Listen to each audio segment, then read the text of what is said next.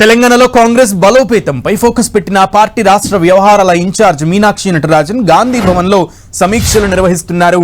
ఇవాళ రెండో రోజు సమీక్షలో భాగంగా చేవేళ్ల, జహీరాబాద్ పార్లమెంట్ నియోజకవర్గాలపై రివ్యూ చేయనున్నారు.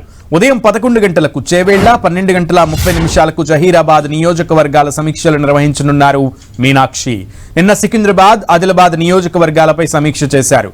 సికింద్రాబాద్, ఆదిలాబాద్ లో ప్రస్తుత పార్టీ పరిస్థితి, ఆ నియోజకవర్గాల్లో విజయం సాధించలేకపోవడానికి కారణాలపై ఆరా తీసినట్లు తెలిసింది. 3 సార్లు జరిగిన ఎన్నికల్లో వరుసగా ఓటమి కావడంపై ఎక్కడ లోపం ఉందని గుర్తించినట్లుగా ఆ నేతలు చెప్పారు. త్వరలో నగరపాలక ఎన్నికలు ఉండటంతో మెజారిటీ కార్పొరేటర్లు గెలిచేలాగా ఇప్పటి నుంచే వ్యూహాలు సిద్ధం చేసుకుని ముందుకు వెళ్లాలని, ముందస్తుగా ప్రచారం చేపట్టాలని సూచించారు.